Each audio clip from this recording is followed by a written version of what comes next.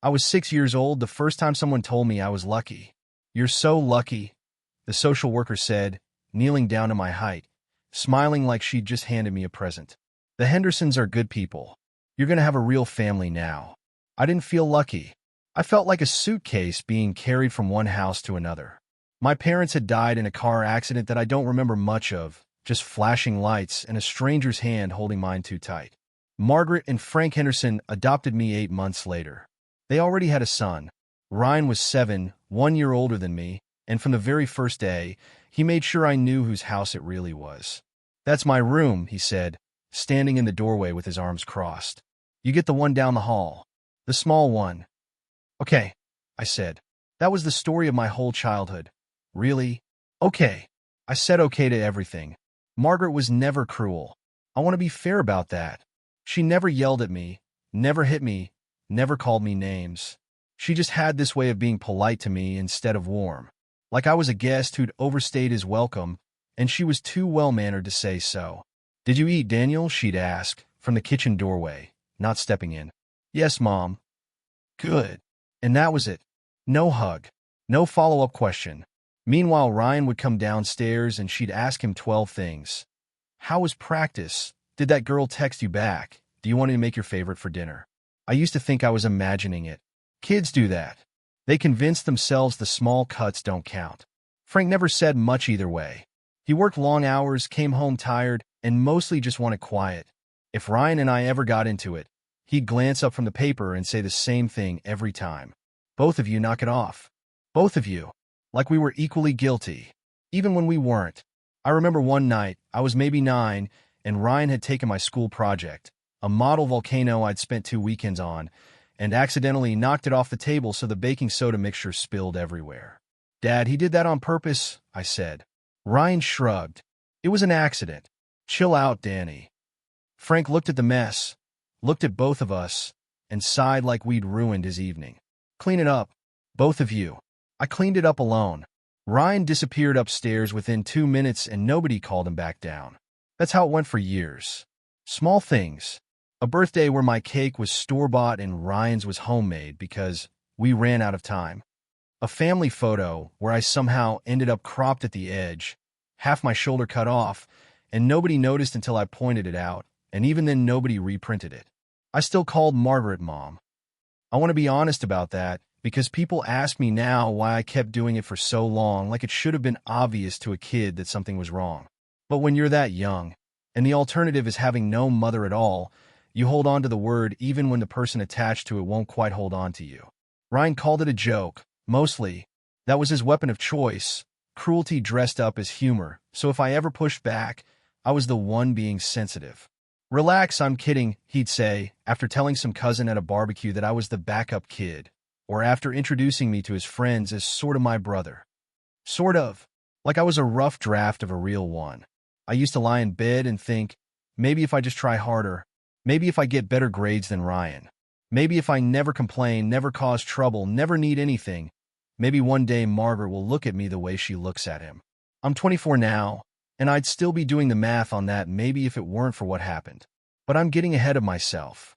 Tonight was Ryan's engagement party. Their house, obviously, the Hendersons still throw parties like they're auditioning for a magazine spread. I stood in front of the mirror in my one good shirt, adjusting my collar for the 3rd time, and my phone buzzed with a text from Sophie. You okay? You've been weird about this all week. I typed back. I'm fine. It's just a party. That was a lie, and she probably knew it. It wasn't just a party to me. Ryan was starting his whole next chapter. Fiancé house, the whole picture. And some stupid, stubborn part of me still believed that tonight, surrounded by family, friends, and champagne toasts, somebody would finally introduce me the right way. Not sort of my brother. Not the one we took in. Just my son. I grabbed my keys, told myself not to expect anything, and drove to the house I grew up in but never quite belonged to. I had no idea I was about to hear 4 words that would end that hope for good. The Henderson house was lit up like a wedding already. String lights looped across the patio, a table of champagne flutes catching the light. Ryan stood in the middle of it all with his arm around Melissa, laughing at something one of his college friends said. He looked like a man who'd never once had to earn anything. I found Sophie's text still open on my phone. You okay? I put it away and walked in. Danny. Aunt Carol grabbed my arm before I'd even made it past the door. You look sharp. How are you holding up? I'm good, I said. Big night for Ryan. She gave me a look I couldn't quite read, then squeezed my arm and let me go. I got a drink. I said hello to people I half remembered from a dozen Christmases. I watched Margaret move through the crowd like she was hosting the Oscars, touching people's shoulders, laughing at exactly the right volume. Frank stood near the grill, nodding along to something a neighbor was saying, a beer sweating in his hand. For a while it felt almost normal, almost good, even. I let myself think, just once, that maybe tonight would be different. Then Diane showed up. Diane was an old friend of Margaret's from her book club, the kind of woman who asked questions like she already had 3 follow-ups loaded. She found Margaret near the dessert table, air-kissed her on both cheeks, and gestured toward the crowd with her wine glass. Margaret, this is wonderful. Look at all this. Ryan's getting married. She smiled. So, how many kids do you have again? I always forget. Is it just Ryan or... I was standing 4 feet away, close enough that Margaret had to see me, close enough that there was no version of this where she didn't know I could hear. Just the one, Margaret said, smiling easily. Ryan. Diane nodded, satisfied, and moved on to ask about the caterer. I don't know how long I stood there. Long enough that the sound of the party seemed to pull back, like someone had turned down the volume on everything except my own heartbeat. Long enough that Aunt Carol, a few feet away, went completely still, her eyes flicking to me and then to Margaret. Ryan was the closest one. He'd heard it too. I watched his mouth twitch, not shock, not embarrassment. Something closer to amusement, quickly smoothed over. Nobody said anything. The party kept going around us like nothing had happened, because as far as anyone else knew, nothing had. I set my drink down on the nearest table because my hand had started to shake, and I didn't want anyone to see that. Excuse me, I said to no one, and walked into the kitchen. I don't know what I expected. I think some small, stubborn part of me hoped Margaret wouldn't follow, that this would just be one more thing I swallowed and never mentioned, the way I'd swallowed everything else for 18 years. But she came in less than a minute later. Refilling a tray of appetizers like this was any other errand. Mom, I said. She didn't look up. Can you grab the napkins from the drawer, Daniel? We're running low. Mom. My voice came out harder than I meant it to. She finally looked at me. Diane asked how many kids you have. I heard her. You said just the one. Margaret set the tray down with a small, precise click, like she was giving herself a second to choose her words. It was a slip of the tongue. You know how Diane is. She was already on to the next question before I could even correct myself. You didn't correct yourself. Because there wasn't time, she said, and there it was, that tone. Not defensive. Not sorry. Just tired, like I was the one being difficult by bringing it up. It's a party, Daniel. I misspoke. I'm not going to stand here and turn this into a whole conversation. It's not the first time, I said. You always... I stopped because my throat had gone tight, and I refused to let it crack in front of her. You always do this. The photo. The birthdays. The way you ask Ryan 20 questions and me one. I used to think I was imagining it. You're being dramatic, she said. Quiet. Even. Like she was correcting a mispronounced word. I raised you. I fed you, clothed you, put you through school right alongside Ryan. I don't know what more you want from me. I want you to mean it when you call me your son.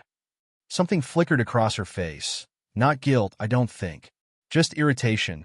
The way you'd feel if a stranger accused you of something you'd already decided wasn't your fault. Everyone is having a nice time tonight, she said, picking the tray back up. Please don't make this about you. She walked out. I stood there in the kitchen, under the 2 bright lights, staring at a drawer of napkins nobody actually needed. Frank came in a minute later. I thought, stupidly, I'll admit, that maybe he'd come to say something. Maybe he'd finally be the one to say what everyone in that living room had just quietly agreed not to say out loud. You good? He asked, opening the fridge for another beer. Did you hear what she said? He paused, bottle in hand, not quite looking at me. She didn't mean anything by it, Danny. That's not what I asked. He shut the fridge. Don't make a scene tonight. It's Ryan's night. And then he walked back out to the patio, back to the grill, back to the version of this family where nothing uncomfortable was allowed to exist for more than 30 seconds. Ryan found me on my way to my car 20 minutes later. I hadn't said goodbye to anyone. I didn't have it in me. "Leaving already?" he said, leaning against the door frame with a drink in his hand, that same easy smirk from the party still sitting on his face. "Come on, man. Don't be like that. You know how Mom is." She didn't mean anything. "Sure," I said. I mean, technically, he shrugged like he was about to say something clever. "You know what I mean?" I didn't know what he meant. I'd known it my whole life. I just hadn't heard it said out loud before, in front of 30 people, by the woman who'd told a 6-year-old boy he was lucky to have found her. I got in my car and sat there for a long time before I turned the key, staring at the house lit up gold against the dark, string lights swaying gently like nothing inside had just ended. Something had, though. I felt it, quiet and total, like a door closing somewhere I couldn't see. I just didn't know yet what was going to walk through the one that opened next. I don't remember most of the drive home. I remember the street lights sliding across the windshield, one after another, and I remember gripping the wheel so hard my knuckles ached. But the actual driving, turns, stops, the roads I've taken 1,000 times, none of that stayed with me. My whole body was still standing in that kitchen, listening to Margaret call for years of hoping a slip of the tongue. Just the one. Ryan. I kept hearing it on a loop, like a song stuck behind my eyes. Every time it played, I found some other memory stacked underneath it, like it had been waiting there the whole time for permission to surface. The volcano project, the cropped photo, the store-bought cake, all these little things I'd talked myself out of for years, telling myself, "You're overreacting, Danny, she loves you, she just shows it differently." I'd built a whole personality around explaining her away. I pulled into my apartment complex and sat in the parking lot with the engine off, phone in my lap, not calling anyone. Then I called Sophie because if I didn't tell somebody what just happened, I was going to lose my mind alone in a parked car. She picked up on the second ring. "Hey, how was the—" She told someone I'm not her kid. My voice cracked on the last word, which surprised me because I hadn't cried in front of anyone since I was a teenager, and I wasn't even sure I was doing it now, or just close to it. "What?" "At the party." Diane asked how many kids she has, and Margaret said, "Just the one. Ryan."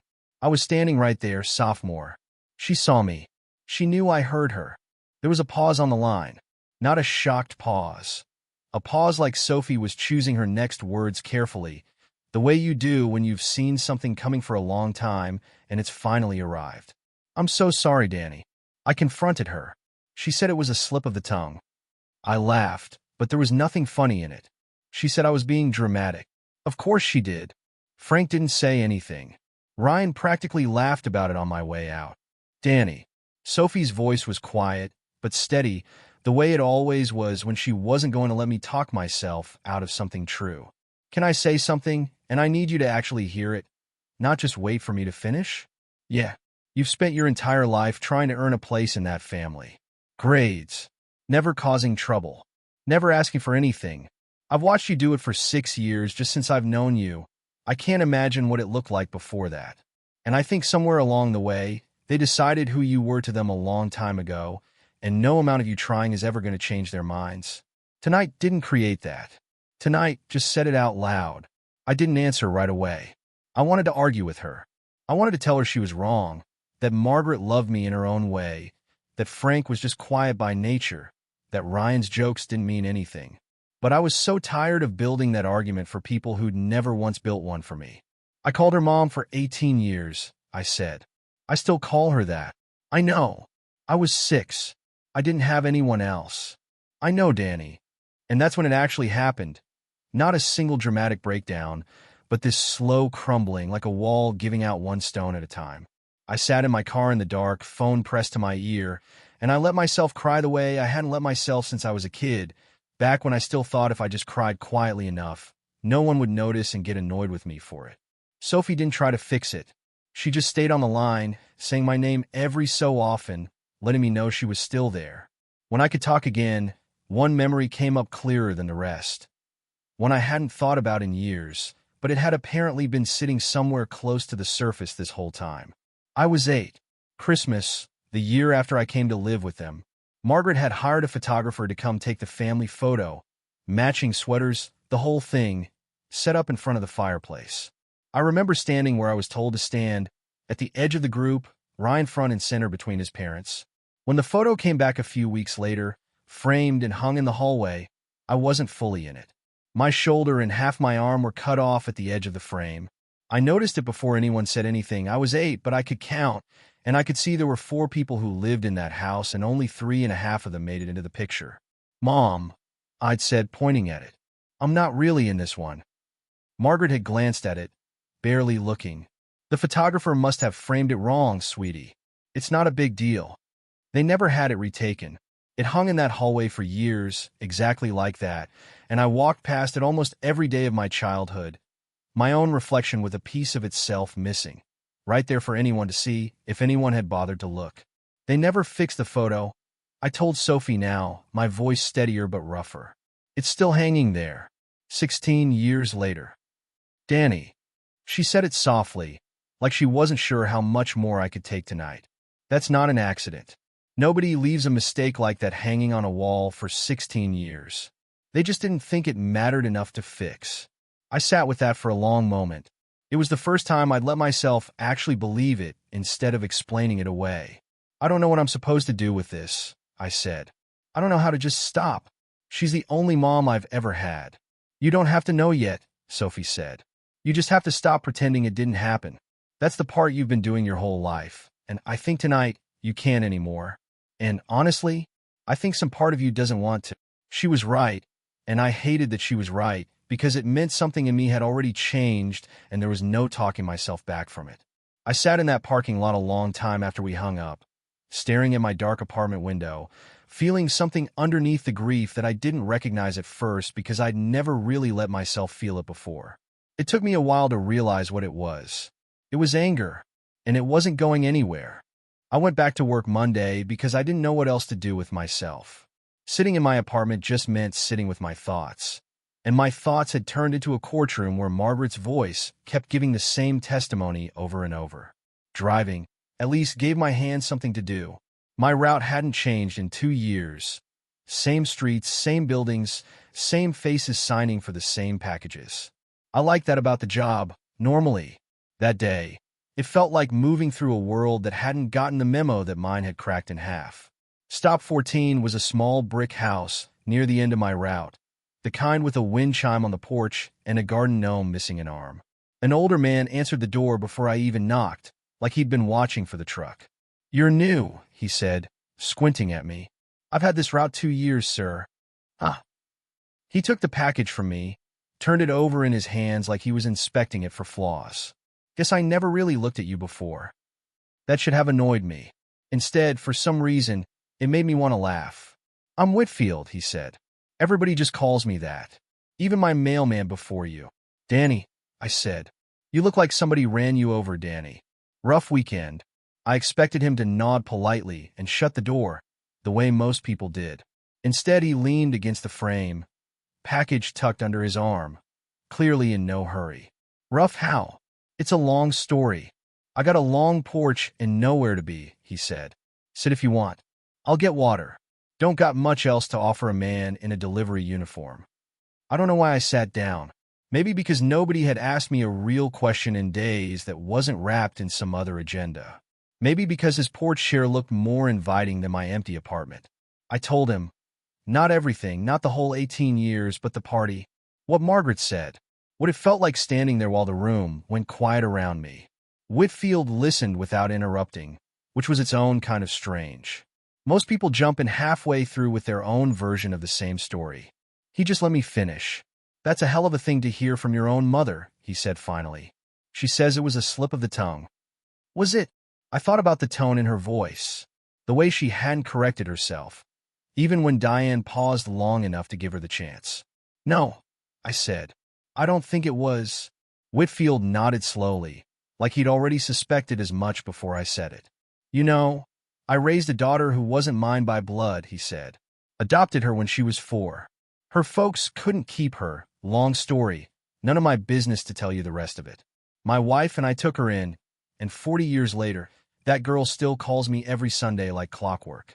"That's nice," I said, and meant it. even though some small bitter part of me wanted to ask why that had worked out for him and not for me. You want to know the difference? He asked, like he'd read the question on my face anyway. Between a kid who gets raised and a kid who gets claimed? Sure. Raising is just logistics. Feeding somebody, putting a roof over their head, driving them to school. Any decent person can manage that much, even if their heart's not fully in it. Claiming is different. Claiming is when you look at a kid and decide, out loud, in front of other people, that this is mine, no asterisks, no explaining. My wife used to introduce our daughter as our girl before she'd even correct people who assumed she was blood. Never once let anybody put a maybe in front of that word. I sat with that for a second. My mother's never introduced me without some kind of asterisk. Not once that I can remember. Then I'm sorry to say it, Whitfield said, not unkindly. But you already know what that means, don't you? You've probably known a long while. I didn't answer because he was right, and there wasn't much use pretending otherwise anymore. Family isn't who raises you, he said, looking out at the street like he was talking as much to himself as to me. It's who claims you. Doesn't matter if it's blood or paperwork or just two people who decided to show up for each other. The claiming's the whole thing. Everything else is just chores. I called her mom for 18 years, I said. I don't know how to stop needing that to mean something. Didn't say stop needing it, Whitfield said. Just said you might be looking for it in the wrong house. I didn't have an answer for that. I sat on his porch a few more minutes, the two of us just watching a couple of kids ride bikes down the street, and for the first time in days, my chest didn't feel like it had a fist closed around it. I got a route to finish. I finally said, standing. Course you do. He shook my hand, which felt oddly formal for a porch conversation, but I didn't mind it. Same time next week? Same time next week, I said. I got back in the truck and sat there a second before starting the engine, turning his words over like a stone in my pocket. Family isn't who raises you. It's who claims you. I thought about Margaret's face at the party, smooth and untroubled, like she hadn't just erased me in front of 30 people. I thought about Frank's silence, Ryan's smirk, and then, without really meaning to, I thought about Sophie staying on the phone with me for over an hour on a Friday night, not once telling me to get over it. Maybe I'd been counting the wrong people as family my whole life.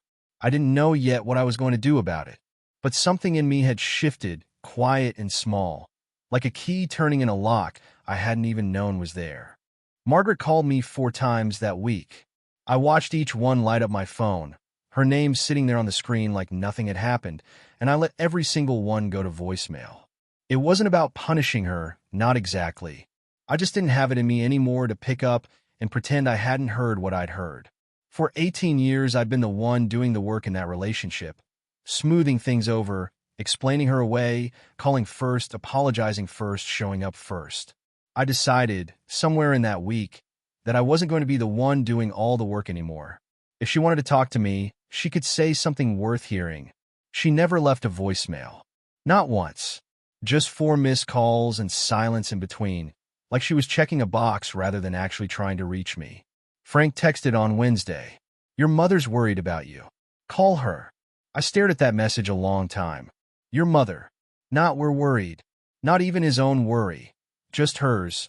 Forwarded through him like he was a messenger boy who couldn't be bothered to have his own feelings about any of it.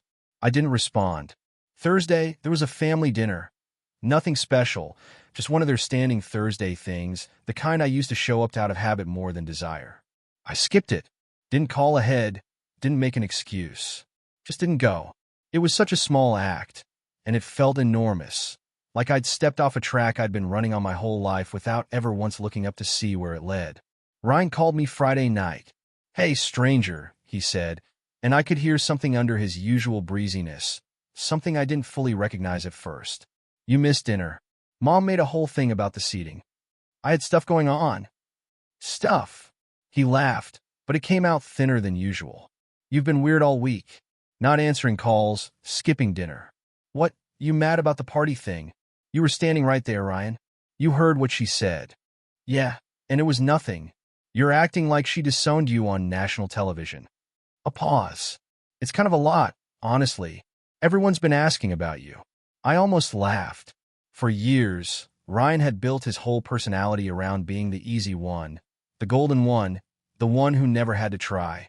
And it only worked because there was always me standing a step behind him, absorbing whatever attention or approval he didn't need. I think some part of him had never actually noticed that dynamic until I stopped playing my role in it. I'm not trying to make it a thing, I said. I'm just not going to pretend it wasn't one. You're being kind of dramatic about it. That's what Mom said too.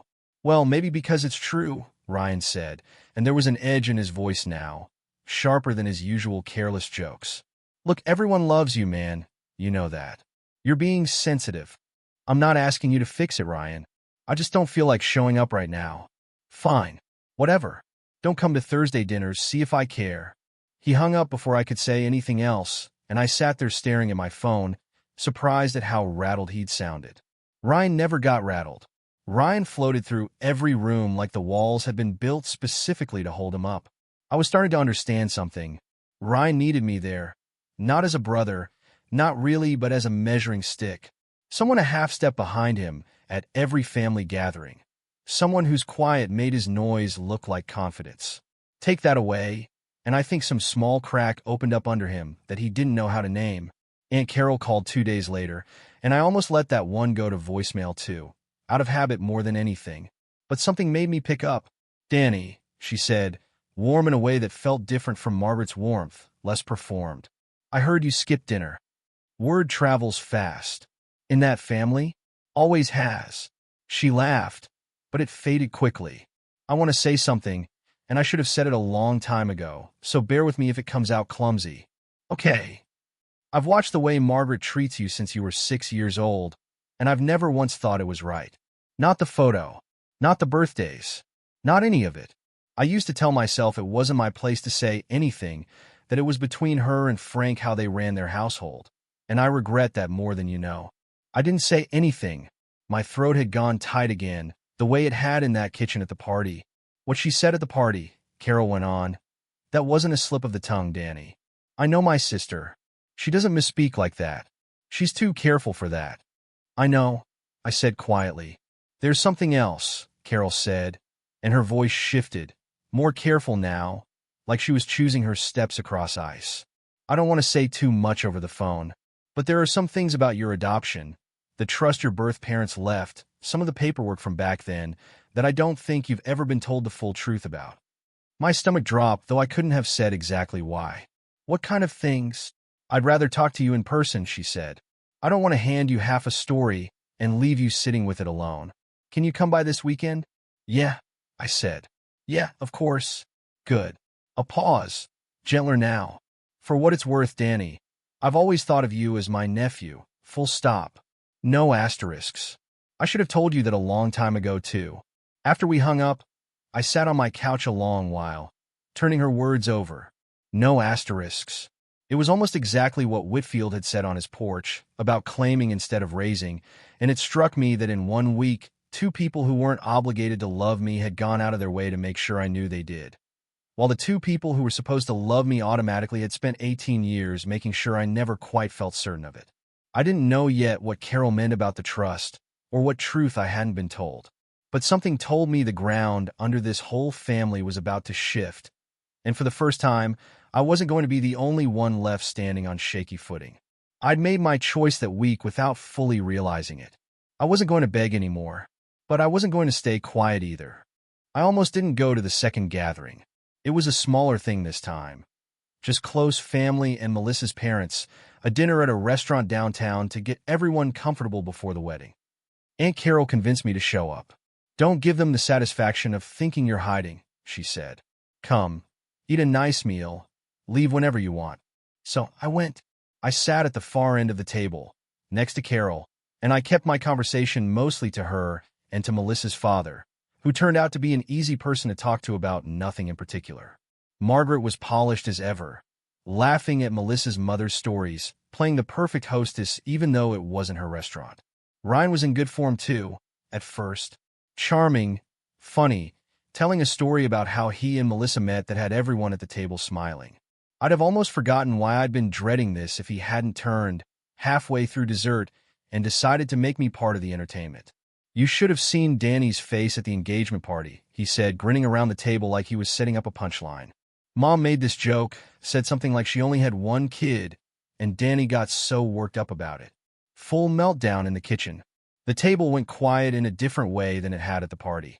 Not the heavy silence of people pretending not to notice something, but the confused silence of people who didn't have the context to know what they'd just walked into. "What joke?" Melissa asked, looking between Ryan and me. "It wasn't a joke," I said evenly. "Your future mother-in-law told a friend she only has one child." I was standing right there when she said it. "Danny." Ryan laughed, but it had that same thin edge from our phone call. "Come on, don't make it weird. I'm not the one who brought it up at dinner, Ryan." Melissa wasn't laughing anymore. She looked at Ryan, and I watched something shift in her face. Not shock exactly, more like she was quietly filing this away next to other things she'd noticed and hadn't said anything about yet. "That's not funny," she said to him, quiet enough that it was clearly meant just for him, though the whole table heard it anyway. "I wasn't trying to be funny, I was just—" Ryan floundered for a second, which I don't think I'd ever seen him do in his life. "It was just a thing that happened. I wasn't making fun of him." "It sounded like you were," Melissa said. Margaret smoothly cut in, redirecting the conversation toward the venue for the wedding, and the table moved on the way tables full of polite people do. But I saw Melissa glance at Ryan twice more before dessert ended, and I saw him notice her doing it. And I saw, for the first time in his life as far as I knew, Ryan look uncertain of himself. I left before the check came. Carol walked me out. "That went about as well as I expected," she said. "Did you see Melissa's face?" "I did." Carol smiled faintly. "I think that girl's been paying closer attention than any of you realize. Frank called me 2 nights later, which surprised me because Frank never called. Frank texted, when he communicated at all, short and functional, usually on Margaret's behalf. Hearing his actual voice felt strange, like getting a letter from someone you'd assumed could only send telegrams. "You got a minute?" he asked. I don't want to make a thing of it. I just wanted to talk." "Sure," I said, and something in his voice made me actually mean it. "Can I come by? Or you want to meet somewhere?" We ended up at a bar near my apartment, a quiet one, mostly empty on a Tuesday night. Frank had a beer in front of him already when I got there, and from the slight looseness in his shoulders, I guessed it wasn't his first. "Melissa's parents said some things after you left the other night," he said, not looking at me directly. "Made your mother pretty upset. Ryan, too." I didn't do anything but sit there and answer a question. "I know." He turned his glass slowly on the table, watching the condensation ring it left behind. "I'm not here to lecture you, Danny. I wanted to say something, and I don't know if I'll say it again, so I'm going to say it now while I've got the nerve." I waited. "I've known for a long time how your mother treats you," he said. "The photo. The way she talks about you versus Ryan. All of it. I noticed. I noticed years ago, if I'm honest. You never said anything." "No." He finally looked up at me, and there was something old and tired in his face, something that looked like it had been sitting there a long time waiting for permission to come out. "I'm not a strong man, Danny. Never have been. Your mother's got a way of making a room feel smaller if you push back on her, and I got real good, real early at just not pushing. It was easier to stay quiet than to be the reason for a fight. I told myself that was keeping the peace. Really, I think I was just scared of her." "That's not an apology," I said, not unkindly, just honest. "I know it's not," he said. "I don't know if I've got the right to give you a real one yet. I wanted you to know I saw it. All of it. I'm not going to sit here and pretend I didn't, not anymore. That's the only thing I've got tonight, and it's not much, but it's more than I've said in 18 years, so I figured it was worth saying." I sat with that for a while, turning my own glass the way he'd turned his. "Why now?" I asked. He was quiet a moment.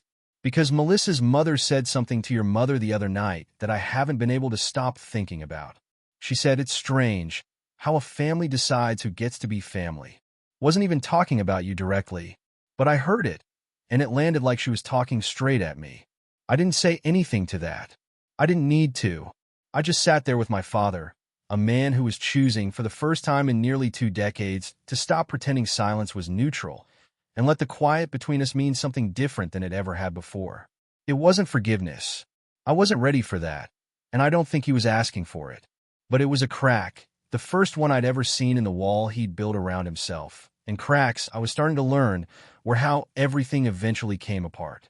Elena's office was small, tucked above a dry cleaner's a few blocks from my apartment, Nothing like the glossy law firms you see in movies. There was a fern in the corner that looked like it was fighting for its life, and a stack of folders on her desk that looked older than me. Carol had given me her number with a simple, "She's good. She won't sugarcoat anything, and I trust her." Danny, right? Elena stood to shake my hand. "Carol's told me a little. Why don't you tell me the rest yourself?" I gave her the short version. My parents dying when I was young, being adopted by the Hendersons at 6, growing up alongside Ryan. I told her about the party, about Margaret's 4 words, about the photo that never got fixed. She listened the way Whitfield had, without interrupting, taking notes only occasionally. And Carol mentioned something about a trust. I said, "I don't actually know what that means.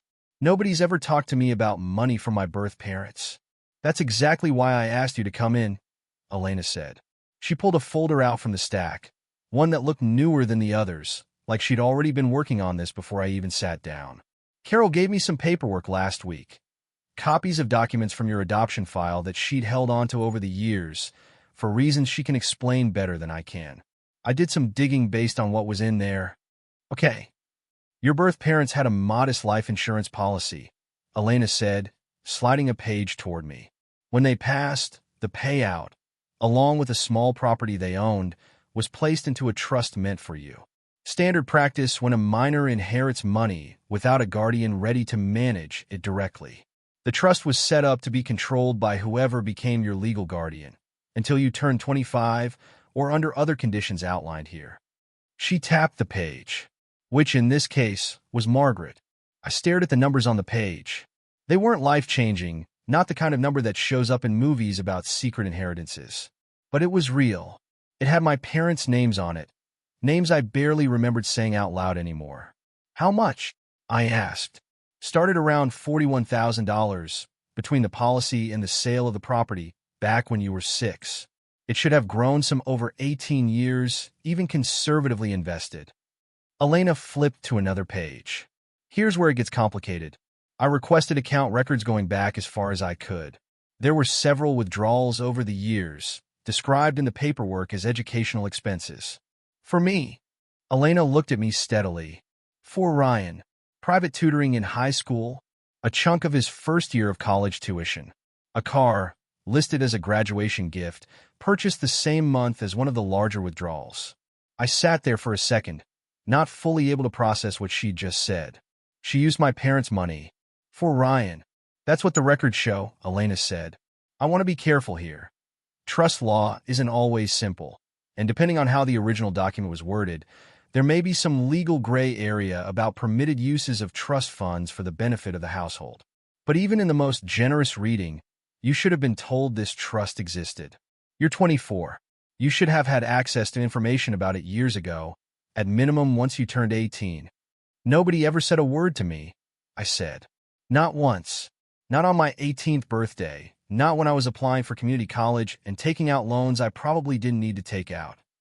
"I'm sorry," Elena said, and it sounded like she meant it. Not the reflexive kind of sorry people say to move a conversation along. "This kind of thing happens more than you'd think. It's easy for people to convince themselves that using a child's money for the family isn't really wrong, especially when they're the one controlling the account and nobody's checking." I thought about all those years, the store-bought birthday cake, the tutoring Ryan got that I never did, the way Margaret always seemed to have money for Ryan's things and never quite enough for mine, framed each time as some small, reasonable scarcity. I thought I understood, for years, that we simply weren't a wealthy family and things had to be divided carefully. It had never once occurred to me that some of what was being divided so carefully had been mine to begin with. "What do I do with this?" I asked. "That's up to you," Elena said. "Legally, you have options. You could request a full accounting of the trust and pursue reimbursement for funds that were used outside its intended purpose. That's the most direct route, though it would likely mean some kind of formal dispute, possibly court. Or you could use what we've found here as leverage in a conversation with your family, without going the legal route at all. Some people just want acknowledgement. Some people want the money back. Only you know which one you actually need." I sat with that for a long moment. The folder open in front of me, my parents' names sitting there in black and white like they'd been waiting 18 years for someone to finally ask about them. "I don't even really care about the money," I said slowly, surprising myself with how true it felt as I said it. I mean, I care. It's not nothing. But what I care about more is that she looked me in the eye at that party and told me I wasn't really her kid, while she'd spent years quietly spending money that belonged to the kid she said didn't exist. That's not a legal argument, Elena said, not unkindly. But it's a human one, and it might be the one that matters most to you. Can I get copies of all of this? Already made you a set, she said, sliding a second folder across the desk. Take your time deciding what you want to do. There's no clock running on this except the one you set for yourself. I thanked her and left, the folder heavier in my hands than its actual weight should have allowed. I sat in my car in the parking lot outside her office for a long time, the way I had outside the Henderson house the night of the party, except this time the feeling sitting in my chest wasn't just grief. It was something closer to clarity.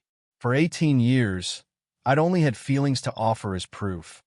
A sense that something was wrong, a suspicion I could never quite pin down. Memories that Margaret could always explain away as misunderstandings or slips of the tongue. Feelings she could argue with. Feelings she had argued with my whole life, and mostly won because feelings are easy to talk someone out of when you're the one holding all the power in the room. This wasn't a feeling. This was a folder full of numbers and dates and my parents' actual names on actual documents. And there was no version of slip of the tongue that explained away 18 years of quiet withdrawals. I drove to Aunt Carol's afterward, because I needed to ask her the one thing I hadn't asked yet. Why did you hold on to this paperwork all these years? I asked her, sitting at her kitchen table. Why didn't you say something sooner? Carol was quiet for a moment, her hands wrapped around a mug of tea she wasn't drinking. Because I kept telling myself it wasn't my place. And because some part of me was always afraid that if I said something, I'd lose the whole family, not just Margaret. She looked at me then, steady and sad. I'm not proud of that, Danny. But I made sure I never threw those papers away. I think some part of me always knew that one day, you'd need them more than I needed my sister's approval. For the first time since the party, I didn't feel like I was standing alone in that kitchen, holding a truth nobody else wanted to look at. I finally had proof. And proof, unlike feelings, was a lot harder for Margaret to explain away. I asked Margaret and Frank to meet me at their house on a Sunday afternoon. I told her I wanted to talk. Nothing more. She sounded almost relieved on the phone, like she assumed I was finally ready to apologize for making a scene these past few weeks. I let her believe that. I didn't correct her. Some things are better said face to face. I asked Ryan to be there too. Margaret seemed surprised by that, but she agreed. I think some part of her wanted witnesses on her side, not realizing I'd already thought about who I wanted in the room and why. I brought the folder. We sat in the living room, the same room where I'd spent so many Thursday dinners quietly performing gratitude for scraps. Margaret sat in her usual chair, composed, hands folded in her lap. Frank stood near the window instead of sitting, which struck me as strange until I realized he probably needed somewhere to stand that wasn't directly beside her. Ryan sprawled on the couch, phone in hand, glancing at it every few seconds. Like this was an inconvenient squeeze between more important things. So, Margaret said, folding her hands tighter. What did you want to talk about, Daniel? I want to talk about the trust my birth parents left me, I said. The room went still in a way I recognized now. The same stillness from the engagement party, except this time I wasn't the only one caught off guard by it. Margaret's expression didn't change much, but something behind her eyes did. A flicker of calculation replacing the composure. What trust? Ryan asked, looking up from his phone for the first time. The one Mom's been managing since I was 6, I said, and I opened the folder, setting the papers on the coffee table where everyone could see them. $41,000, give or take, from a life insurance policy and the sale of my parents' house. Set up for me, supposed to be under my control by 25, or once I turned 18 with proper notice, depending on how you read the original documents. Where did you get this? Margaret's voice had gone very quiet, very controlled, the same tone she'd used the night of the party. It doesn't matter where I got it, I said. What matters is what's in it. Withdrawals over the years for educational expenses. Tutoring, a chunk of tuition, a car described as a graduation gift. I looked at her steadily. None of that was for me, was it? Frank shifted by the window. Ryan sat up straighter on the couch, his phone forgotten now, looking between Margaret and me like he was trying to catch up on a conversation that had started without him. "Wait," he said slowly. "Is she talking about my tutoring? My car?" "It was family money," Margaret said, and there it was, the same brisk, dismissive tone from the kitchen, like this was one more inconvenient overreaction she needed to manage. "I was managing finances for this household. There isn't some neat little wall between accounts when you're raising two children." "It wasn't family money," I said. "It was my parents' money, left for me. I never even knew it existed until 3 weeks ago." "You were a child, Daniel. You didn't need to be burdened with the details of a trust account." "I'm 24, I said. "I've been an adult for 6 years. You could have told me at 18. You could have told me when I was taking out loans for community college because I didn't think we could afford it any other way. You let me believe that. I did what I thought was best for this family," Margaret said, her voice rising now, the calm finally starting to crack. "I don't owe you some line-by-line accounting of every decision I made raising 2 boys on one income most years." "You don't owe me an accounting," I said. "The law might disagree with you there, but that's not even really why I'm here." I kept my voice level, which took more effort than I expected, because some old part of me still wanted to raise it to match her energy the way I never had before. "I'm here because you spent money that was legally mine on Ryan, quietly for years, while telling a room full of people I wasn't really your kid. You can't have it both ways, Mom. Either I'm your son, and you tell people that, or I'm not, and you give me back what belongs to a person who isn't." Ryan was staring at Margaret now, something shifting hard across his face. "You used his money for my tuition? For the car?" "Ryan, it wasn't like that. Was it his money or wasn't it?" His voice cracked, sharp in a way I'd genuinely never heard from him. "It was complicated," Margaret said. "That's not an answer," Frank said. Everyone turned. Frank had barely spoken since I arrived, and the sound of his voice, steady and clear, seemed to surprise even him. "Frank," Margaret started. "No," he said. "I've stayed quiet in this house for 18 years because it was easier than arguing with you. I told Danny that myself a couple weeks back over a beer because I finally got tired of pretending I hadn't noticed things. But I'm not staying quiet about this. You used that boy's inheritance and never told him. That's not a gray area, Margaret. That's just wrong. And you know it's wrong, or you wouldn't be dancing around a straight answer right now." I don't think I'd ever seen Margaret look genuinely stunned before. Frank had spent 2 decades being the wallpaper of every argument in this house, and here he was finally painted a different color, right when it mattered most. My phone buzzed in my pocket. I ignored it. It buzzed again a moment later, and this time I glanced down.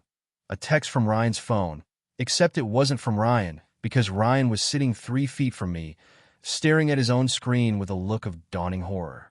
"Melissa's here," he said quietly, standing up. "She said she needs to talk to me. Outside." He went. Through the front window, I watched them on the porch, Melissa's arms crossed, her face tight, Ryan gesturing, clearly trying to explain something. I couldn't hear the words, but I didn't need to. Whatever she'd learned, or pieced together, or simply decided she'd seen enough of, was written plainly across her posture, in the way she kept stepping back every time he stepped forward. A few minutes later, Ryan came back inside alone, his face pale. 6 months is enough time to build a different life, if you're willing to actually build it instead of just waiting for the old one to feel better. I moved out of my apartment in March, into a smaller one closer to the shop. A used bike repair and resale place I'd started with a loan. I actually understood the terms of this time, and a little help from Mr. Whitfield, who turned out to know half the small business owners in a 5-mile radius from his 40 years managing the hardware store 2 blocks over. "Don't thank me," he told me, the day he introduced me to the landlord who gave me a fair deal on the lease. "I'm not doing you a favor. I'm making an investment. I expect a discount on tune-ups for the rest of my life." "Deal," I said, and we shook on it like it was a real contract, which to both of us, it was. Elena settled the trust dispute in April. It didn't go to court, in the end. Once Margaret understood I had documentation, a lawyer, and no interest in destroying her publicly, just in being made whole, she agreed to a repayment plan for what had been used outside the trust purpose. I didn't ask for interest. I didn't ask for an apology tour. I asked for exactly what the paperwork said was mine, nothing more, and Elena made sure that's exactly what I got. You could have gone after more, she told me the day we signed the final papers. Emotional damages, legal fees, all kinds of angles. I didn't want more, I said. I wanted what was mine. There's a difference. She smiled at that, like she respected the distinction more than she'd expected to. I still talk to Frank sometimes.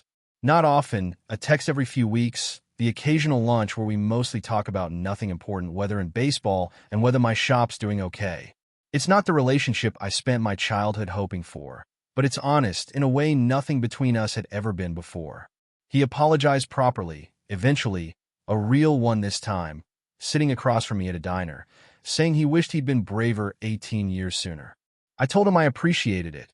I didn't tell him it fixed anything because it didn't, not entirely. But it was something. I've learned to let something be enough when it's honest. Margaret and I don't talk much. She's tried a few times. A birthday card in June, a stiff, careful message wishing the shop well. I read them. I don't always answer. I'm not angry anymore. Not the way I was that first week, sitting in my car outside her house feeling like the ground had opened under me. I've just accepted that some relationships end quietly instead of dramatically, and that's allowed to be okay too. Ryan's engagement never came back together. Last I heard from Carol, he'd moved to a different city, taken a job with an old college friend, and was doing what he could to build something new for himself away from everything that had cracked apart that spring. I don't wish him ill. I don't think I ever really did, even in the worst of it. He was raised in the same house I was, just handed a different set of rules. And I think some part of him is only now starting to figure out who he is without Margaret's approval steering him. I hope he figures it out. I'm just not the one who has to watch him do it anymore. Aunt Carol comes over most Sundays now. She brings a pie, always a different kind, and we sit on my little balcony that barely fits 2 chairs and talk about nothing and everything. You did good, she told me one Sunday in late summer, cutting into a peach pie that was objectively too sweet, and that I ate 2 slices of anyway. Standing up like you did. Not everybody manages that. I had help, I said. You. Elena. Sophie. That's the thing about standing up, Carol said. Nobody ever really does it alone, even when it feels like they are in the moment. Sophie was there most Sundays too, by then, though it had taken a while to get there. It started small, a coffee that turned into dinner that turned into her showing up at the shop on a slow Tuesday with lunch for both of us, no occasion, just because I hadn't planned on it. I think some part of me had been so busy learning to survive without the family I thought I needed that I almost missed the one quietly building itself right in front of me the whole time. You're staring, she said, the Sunday Carol brought the peach pie, catching me watching her laugh at something Carol had said. Just thinking about how different this feels, I said, sitting on a balcony eating pie with people who actually want to be here.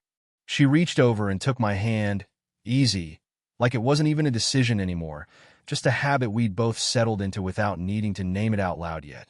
It was late September when a customer at the shop, a woman dropping off her son's bike for repair, asked me the question that, months earlier, would have knocked the wind out of me. You seem like a family man, she said, glancing at the photo I'd taped up near the register. Carol, Sophie, and Whitfield, taken on the shop's opening day, all 3 of them grinning like idiots in front of a hand-painted sign. Do you have kids of your own? Family nearby. I looked at the photo for a second before I answered. Carol, who'd kept a folder of paperwork for 18 years because some part of her always believed I'd need it one day. Sophie, who'd stayed on the phone with me for over an hour on the worst night of my life and never once told me to get over it. Whitfield, who'd handed a stranger in a delivery uniform the one sentence that finally let him see his own life clearly. None of them had raised me. Not one of them owed me anything by blood or paperwork or 18 years of quiet obligation. They claimed me anyway. Yeah, I said, and meant it more fully than I think I'd ever meant anything. Yeah, I do. The woman smiled, satisfied, and went back to describing what was wrong with her son's brakes. I got to work, the photo still taped up where I could see it, and for the first time in my whole life, the word family didn't come with an asterisk attached. It just meant exactly what it was supposed to mean all along.